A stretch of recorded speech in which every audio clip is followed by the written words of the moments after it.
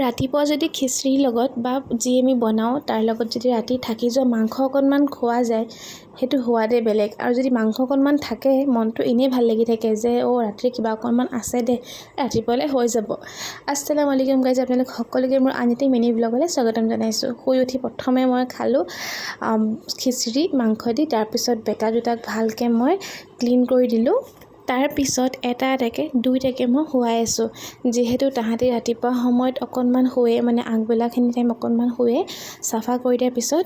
তো সেইটো কাৰণে দুইটাকৈ মই ভালদৰে আজৰি কৰি লৈছোঁ। আৰু এতিয়ালৈকে মই ফ্ৰেছন আপ হোৱাই নাই, কাৰণ তাহাঁতি শুলেহে মই অকণমান টাইম পাম নিজে ফ্ৰেছন আপ হ'বৰ কাৰণে।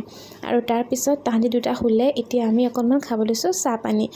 জলপান খোৱাৰ পিছত চাহ একাপ আমাৰ ঘৰত চলেই, গম পাইছেনে? নানীহঁত থাকিলেতো আৰুৱে চলে।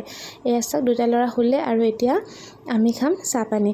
যিমানেই গৰম নহওক কিয় চাহ এৰাত নাই, কিন্তু আজি বহুত বেছি গৰম, তথাপিতো কিন্তু চাহ খামেই, লাগিলে নেমু পানীও খাম চাহো খাম। আৰু আফচোচ দি চাহ খাইছোঁ আজি দেই। বেটাহঁত যেতিয়া গাত আছিলে তেতিয়া খুব খাইছিলোঁ মই আফচোচ।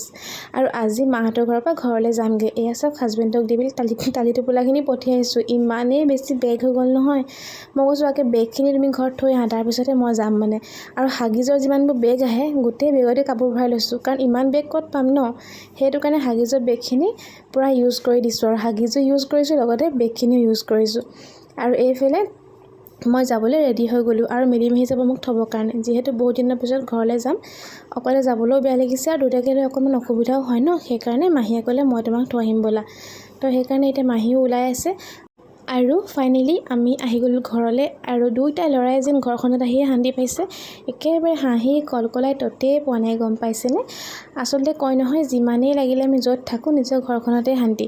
আগতে মাহঁতৰ ঘৰখনেই মোৰ ঘৰ আছিলে, আৰু বিয়াৰ পিছত এতিয়া এইখন ঘৰেই মোৰ ঘৰ। তো এইখনতে আহি মই শান্তি পাওঁ, লাগিলে অকলে থাকোঁ, লাগিলে যেনেকুৱাই নহয়। এই বেগটো মোৰ শাহুমা ভাগৰ হয়, তেওঁকতো লগ নাপালোৱেই। তেওঁৰ বেগ আছিলে গডৰেজত তেওঁৰ ভাগৰ। তো সেইদিনাখন গডৰেজটো আমি চাইছিলোঁ, চাওঁতে দেখিলোঁ যে নতুন বেগ এটা আছে, সেইটো বোলো মই ইউজ কৰিম। তেওঁ ইউজ কৰিব নাপালেই চাগে বেগটো, সেইকাৰণে এইটোকে মই এতিয়া ইউজ কৰি আছোঁ। ভাল লাগিছে তেওঁৰ বস্তুটো ইউজ কৰি পেলি।